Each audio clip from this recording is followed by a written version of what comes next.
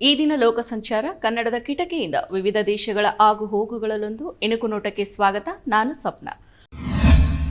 ಬಾಂಗ್ಲಾದೇಶದಲ್ಲಿ ಸರ್ಕಾರಿ ಉದ್ಯೋಗದಲ್ಲಿ ಮೀಸಲಾತಿನ ವಿರೋಧಿಸಿ ವಿದ್ಯಾರ್ಥಿಗಳು ನಡೆಸ್ತಾ ಇದ್ದ ಪ್ರತಿಭಟನೆ ಇದೀಗ ತೀವ್ರ ಹಿಂಸಾಚಾರಕ್ಕೆ ತಿರುಗಿದೆ. ಅಲ್ಲದೆ ಪ್ರಧಾನಿ ಶೇಖ್ ಹಸೀನಾ ಅವರ ರಾಜೀನಾಮೆಗೆ ಒತ್ತಡ ಕೇಳಿಬಂದಿತ್ತು. ಹಿಂಸಾಚಾರ ಭುಗಿಲೆದ್ದ ಹಿನ್ನೆಲೆ ಶೇಖ್ ಹಸೀನಾ ಅವರು ತಮ್ಮ ಸ್ಥಾನಕ್ಕೆ ರಾಜೀನಾಮೆ ನೀಡಿ ದೇಶವನ್ನ ತೊರೆದು ಅವರು ತಮ್ಮ ತಂಗಿ ಶೇಖ್ ರೆಹನಾ ಅವರ ಜೊತೆಗೆ ಬಾಂಗ್ಲಾದೇಶದ C-130J ವಿಮಾನದ ಮೂಲಕ ಭಾರತದ ಗಾಜಿಯಾಬಾದ್ ಬಳಿಯ ಹಿಂಡನ್ ವಾಯುನೆಲೆಗೆ ಆಗಮಿಸಿದ್ರು. ಇದೀಗ ಭಾರತದ ರಾಷ್ಟ್ರೀಯ ಭದ್ರತಾ ಸಲಹೆಗಾರ ಅಜಿತ್ ದೋವಲ್ ಅವರು ಬಾಂಗ್ಲಾದೇಶದ ಮಾಜಿ ಪ್ರಧಾನಿ ಶೇಖ್ ಹಸೀನಾ ಅವರನ್ನ ಹಿಂಡನ್ ವಾಯುನೆಲೆಯಲ್ಲಿ ಭೇಟಿಯಾಗಿದ್ದಾರೆ. ಶೇಖ್ ಹಸೀನಾ ಅವರು ಬಾಂಗ್ಲಾದೇಶದ ಪ್ರಧಾನಮಂತ್ರಿ ಸ್ಥಾನಕ್ಕೆ ರಾಜೀನಾಮೆ ನೀಡಿ ಢಾಕಾದಿಂದ ಹೊರಟ ಬಳಿಕ ಆಗಸ್ಟ್ 5ರಂದು ಸಾಯಂಕಾಲ C-130 ವಿಮಾನದ ಮೂಲಕ ಹಿಂಡನ್ ಗಾಜಿಯಾಬಾದ್ಗೆ ಬಂದಿಳಿದಿದ್ದಾರೆ. ಇನ್ನು ಶೇಖ್ ಹಸೀನಾ ಅವರು ಯುಕೆಗೆ ತೆರಳೋ ಸಾಧ್ಯತೆ ಕೂಡ ಇದೆ ಅಂತ ಹೇಳಲಾಗ್ತಾ ಇದೆ. ಮೀಸಲಾತಿಗಾಗಿ ವಾರಗಳ ಹಿಂದೆ ಆರಂಭವಾದ ಪ್ರತಿಭಟನೆಗಳು ಬಾಂಗ್ಲಾದೇಶದಲ್ಲಿ ಉದ್ವಿಗ್ನಗೊಂಡಿದ್ದಾವೆ. ಹಸೀನಾ ರಾಜೀನಾಮೆ ನೀಡಿ ದೇಶದಿಂದ ಪಲಾಯನ ಮಾಡಬೇಕಾಯಿತು. ಮಾಜಿ ವಿದೇಶಾಂಗ ಕಾರ್ಯದರ್ಶಿ ಮತ್ತು ಬಾಂಗ್ಲಾದೇಶದ ಮಾಜಿ ರಾಯಭಾರಿ ಹರ್ಷವರ್ಧನ್ ಶ್ರಿಂಗ್ಲಾ ಅವರು ವಿರೋಧ ಪಕ್ಷದ BNP ಸೇರ್ಕೊಂಡು ಪ್ರತಿಭಟನೆಯಲ್ಲಿ ಹಿಂಸಾಚಾರವನ್ನ ನಡೆಸಿದೆ ಅಂತ ಆರೋಪ ಮಾಡಿದ್ದಾರೆ. ಇನ್ನು ವಿದೇಶಾಂಗ ಸಚಿವ ಡಾಕ್ಟರ್ S ಜಯಶಂಕರ್ ಅವರು ಬಾಂಗ್ಲಾದೇಶದ ಪರಿಸ್ಥಿತಿಯನ್ನ ಪ್ರಧಾನಿ ನರೇಂದ್ರ ಮೋದಿ ಅವರಿಗೆ ವಿವರಿಸಿದ್ದಾರೆ ಅಂತ ತಿಳಿದು ಬಂದಿದೆ. ಯೆಮೆನ್ ಹೌತಿಗಳು ಅಮೆರಿಕದ 7ನೇ ಡ್ರೋನ್ ಅನ್ನ ನಾಶಪಡಿಸಿರೋದಾಗಿ ಹೇಳಿಕೊಂಡಿದ್ದಾರೆ. ಕೆಂಪು ಸಮುದ್ರದಲ್ಲಿ ಅಮೆರಿಕ, ಇಸ್ರೇಲ್, ಇಂಗ್ಲೆಂಡ್ ಸೇರಿದ ಹಡಗುಗಳು ನಮ್ಮ ಗುರಿ ಅಂತ ಹೇಳ್ಕೊಂಡಿರೋ ಹೌತಿಗಳು ಹಡಗುಗಳ ಮೇಲೆ ರಾಕೆಟ್ ದಾಳಿನ ನಡೆಸಿದ್ದಾರೆ. ಶನಿವಾರ ಕೂಡ ಕಂಟೈನರ್ ಹಡಗಿನ ಮೇಲೆ ಹೌತಿಗಳು ಕ್ಷಿಪಣಿ ದಾಳಿ ನಡೆಸಿದ್ರು. ಇದೀಗ ಅಮೆರಿಕದ ಪ್ರಿಡೇಟರ್ ಡ್ರೋನ್ ಅನ್ನ ಹೊಡೆದು ಉರುಳಿಸಿರೋದಾಗಿ ಹೌತಿಗಳು ಹೇಳ್ಕೊಂಡಿದ್ದಾರೆ. ಅದರ ವಿಡಿಯೋವನ್ನ ಕೂಡ ಸಾಮಾಜಿಕ ಮಾಧ್ಯಮದಲ್ಲಿ ಹಂಚಿಕೊಂಡಿದ್ದಾರೆ. ಇಂತಹದೇ ಡ್ರೋನ್ ಅನ್ನ ಇದೀಗ ಅಮೆರಿಕದಿಂದ ಭಾರತ ಖರೀದಿಸೋದಕ್ಕೆ ಮುಂದಾಗಿದೆ. ಇದೇ ವರ್ಷದ ಮೇನಲ್ಲಿ ಅಮೆರಿಕದೊಂದಿಗೆ $100 ಕೋಟಿ ಒಪ್ಪಂದವನ್ನ ಮಾಡಿಕೊಳ್ಳಲಾಗಿದೆ. ಆದರೆ ಆ ಡ್ರೋನ್ ಅನ್ನ ಹೌತಿಗಳು ಹೊಡೆದು ಉರುಳಿಸಿರೋದು ಡ್ರೋನ್ಗಳ ಕಾರ್ಯಕ್ಷಮತೆಯ ಬಗ್ಗೆ ಅನುಮಾನಗಳನ್ನ ಹುಟ್ಟುಹಾಕಿವೆ. 1945ರ ಆಗಸ್ಟ್ 6ರಂದು ಬೆಳಿಗ್ಗೆ ಜಪಾನ್ನ ನಾಗರಿಕರ ಜೀವನ ಶಾಶ್ವತವಾಗಿ ಬದಲಾಯಿತು. ಆ ದಿನ ಯುನೈಟೆಡ್ ಸ್ಟೇಟ್ಸ್ ಹಿರೋಶಿಮಾ ನಗರದ ಮೇಲೆ ಪರಮಾಣು ಬಾಂಬ್ ದಾಳಿನ ನಡೆಸಲಾಯಿತು. 3 ದಿನಗಳ ನಂತರ ಅಂದ್ರೆ ಆಗಸ್ಟ್ 9ರಂದು ನಾಗಾಸಕಿಯ ಮೇಲೆ ಮತ್ತೊಂದು ವಿಧ್ವಂಸಕ ಬಾಂಬ್ ಅನ್ನ ಬೀಳಿಸಲಾಯಿತು. ಜಪಾನಿನ ಜನರು ಈ ಭೀಕರ ದುರಂತದ ಭಾರವನ್ನ ಇಂದಿಗೂ ಹೊರತಾನೇ ಇದ್ದಾರೆ. ಇಲ್ಲಿವರೆಗೂ ಅಣುಬಾಂಬ್ ಬಳಸಿದ ಏಕೈಕ ರಾಷ್ಟ್ರ ಅಮೆರಿಕ ಆಗಿದೆ. ಇನ್ನು ಹಿರೋಶಿಮಾ ನಾಗಾಸಕಿ ದುರಂತದಲ್ಲಿ ಬದುಕುಳಿದ ಚಿಯೋಕಿ ಅವರು ಹಿರೋಶಿಮಾ ಮತ್ತು ನಾಗಾಸಕಿಯಲ್ಲಿ ನಡೆದ ಘಟನೆಯನ್ನ ಮೆಲುಕು ಹಾಕಿದ್ದಾರೆ. ದುರಂತದ ದಿನ ಮರೆಯಲಾಗದ ದಿನ. ಆ ದಿನ ಸಂಪೂರ್ಣ ಪ್ರದೇಶದಲ್ಲಿ ಮೃತದೇಹಗಳು ಬಿದ್ದಿದ್ವು. ತಾಯಂದಿರು ತಮ್ಮ ಮಕ್ಕಳಿಗಾಗಿ ಎಲ್ಲೆಡೆ ಹುಡುಕಾಡ್ತಾ ಇದ್ರು. ಇನ್ನು ಮಕ್ಕಳು ಎಲ್ಲೆಡೆ ಅಮ್ಮ ಅಮ್ಮ ಅಂತ ಕೂಗೋದು ಕೇಳಿಸ್ತಾ ಇತ್ತು. ತಾಯಂದಿರಿಗೆ ತಮ್ಮ ಮಕ್ಕಳ ಮುಖವನ್ನ ಅವರು ನೋಡಿದ್ರು ಸಹ ಅವರು ಮಕ್ಕಳು ಯಾರು ಅಂತ ಯಾರಿಗೂ ಕೂಡ ಗುರ್ಸೋದಕ್ಕೆ ಸಾಧ್ಯ ಆಗದ ಪರಿಸ್ಥಿತಿ ಇತ್ತು.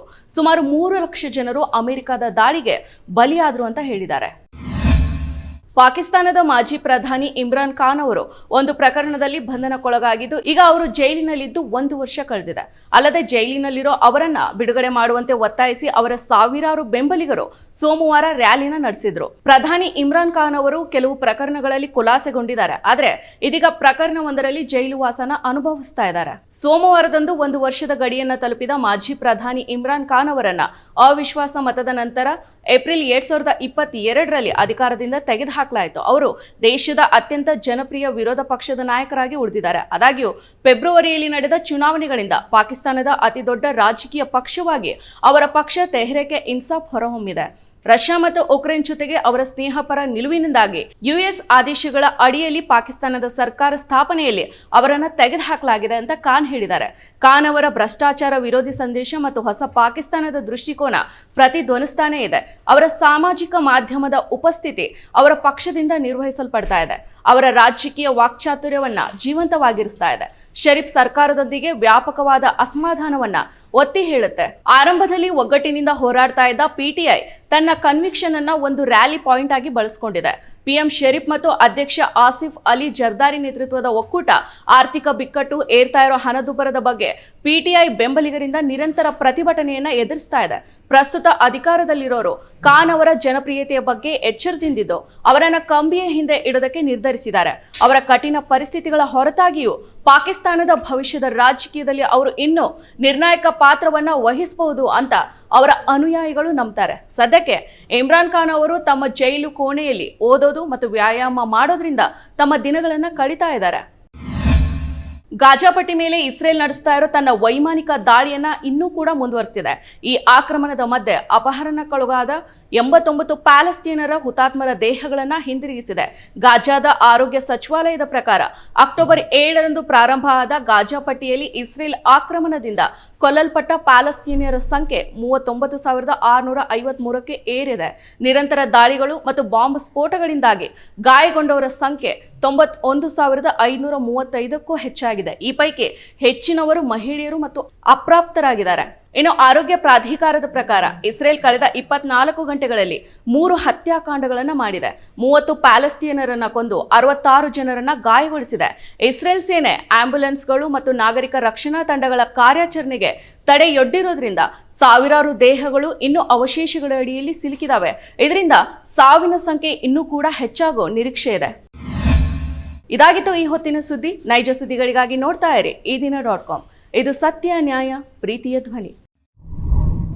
ಮತ್ತಷ್ಟು ವಿಶೇಷ ವಿಡಿಯೋಗಳನ್ನು ನೋಡಲು ಮತ್ತು ಹೊಸ ವಿಡಿಯೋಗಳ ಬಗ್ಗೆ ತಿಳಿಯಲು ಈದಿನ.com ಯೂಟ್ಯೂಬ್ ಚಾನೆಲ್ ಸಬ್ಸ್ಕ್ರೈಬ್ ಮಾಡಿ ಮತ್ತು ಬೆಲ್ ಐಕಾನ್ ಕ್ಲಿಕ್ ಮಾಡಿ.